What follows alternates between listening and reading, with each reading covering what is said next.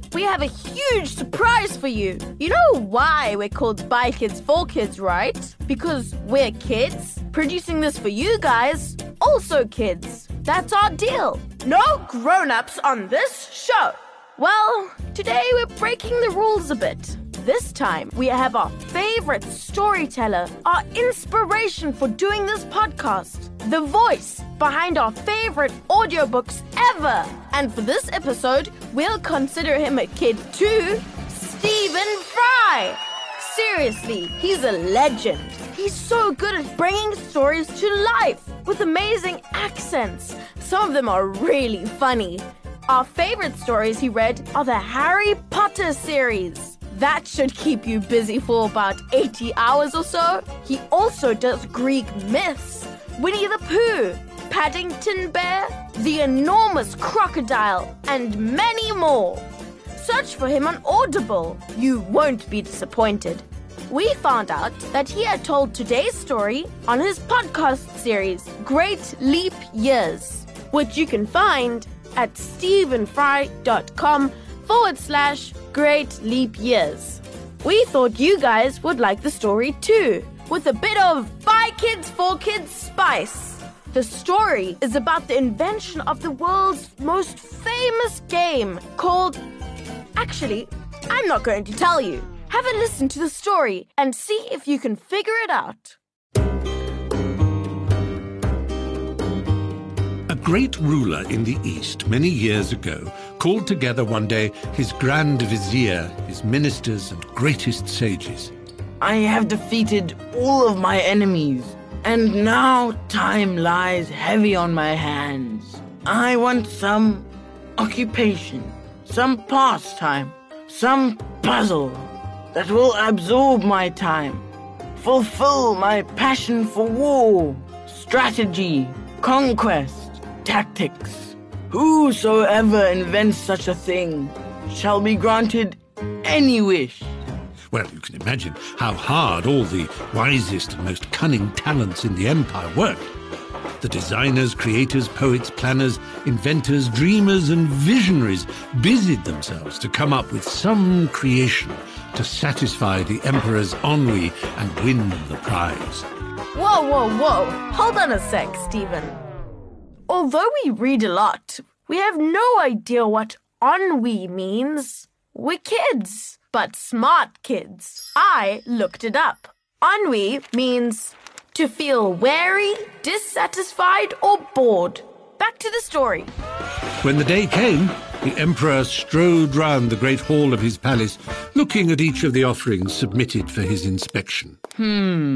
Interesting. Gold, silver, and brass, forts and castles of immense mechanical sophistication promised hours of realistic gameplay, enough to satisfy any bored imperial warrior, surely.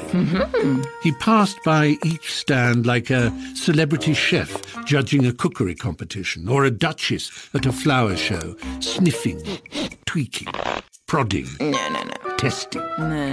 Nothing tickled him or worked his saliva glands until he came to a table at which sat an old Persian man who gave him a wrinkled, snaggle-toothed grin and bade him Sit before me, sire, and play this game I have invented.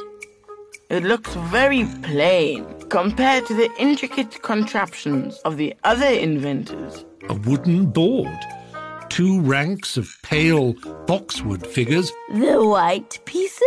facing across to 2 ranks of identical ebony figures. The black pieces. The inventor pointed to show the differences. My game is unique because there is no luck, just planning, cunning, skill, daring, and imagination, just like war and just like life. Here is the king. In my country, we call him the Shah. I shall be the black pieces. You shall be the white. You must attack my Shah.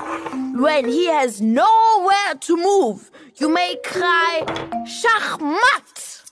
The king is dead. Checkmate? Said the emperor. Close enough. Said the inventor.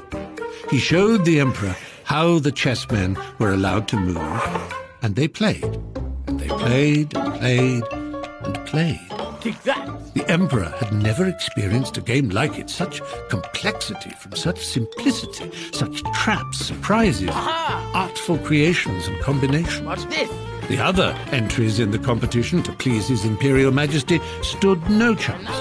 This new game of Schachmatt was declared The winner!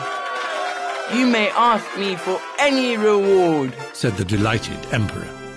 My wants are simple, my family small. The inventor replied, removing from the board the few remaining pieces from their last game.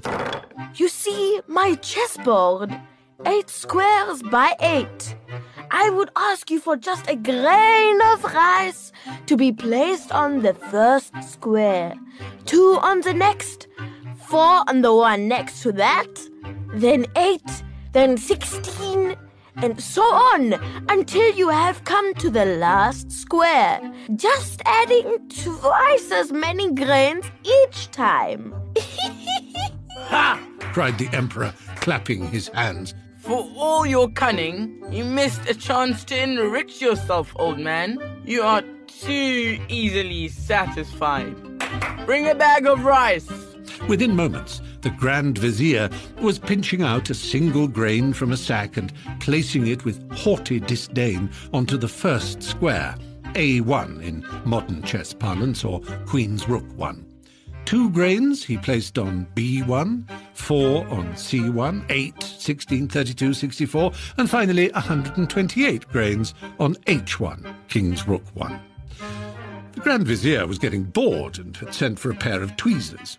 128 was rather fiddly, and for A2 he would have to count out 128 and then another 128 to fill that square with 256 grains, which was already too much for the square to contain. Uttering a weary oath at the nuisance of it, he chose instead to place a small stone on the square and heap the grains onto a floor tile. B2 needed 512 grains. The Emperor saw that this was going to be a boring procedure, waved a hand, and was making to move off when his chief astronomer and mathematician, the most wise and learned sage of the day, stood before him and blocked his way with a respectful bow. Sire, He said in an urgent whisper. I have made calculations. By the time the Vizier gets to the 4th row, it will require 2 billion grains of rice just to fill that 32nd square. By the time he is on the 2nd square of the 7th row, over 500 billion grains. By the end of that row, it'll be more rice than the world has ever seen. By the last row, more rice than the world could ever see. More than there are stars in the sky. More than there are grains of sand in the desert, mighty one. If you grant his wish, you will bankrupt the empire, and the world will be a parched desert. The king tried to do the sums in his head, then looked at the sums the sage had scribbled on his scratch pad and thought hard. He slowly saw how vast the numbers for each square were. 32. By this time, his sage had calculated the weight of so much rice. No horses, yaks, or dromedaries could carry so much, not in 100,000 times 100,000 years. Oh, I've had enough of this. The vexed emperor did what any ruler would do, what you and I would probably do in the same circumstances. He had the inventor's head cut off, as a warning for others not to get smart with him. And so, chess was born. Now that's impressive. Find a chessboard, find a friend to play with. If you plot and plan carefully and exercise your inner genius, maybe you too can cry, checkmate. Thank you for listening to this episode of By Kids for Kids Storytime, performed by Mo Gashaga Stephen Fry and Max and Ruby Jews. If you'd like to hear more of the masterful Stephen in his epic series, Great Leap Years, go to stephenfry.com/Great Leap Years. To support By Kids for Kids Storytime, go to patreon.com/bykids4kids. To find out more about us, go to bykids4kids.co.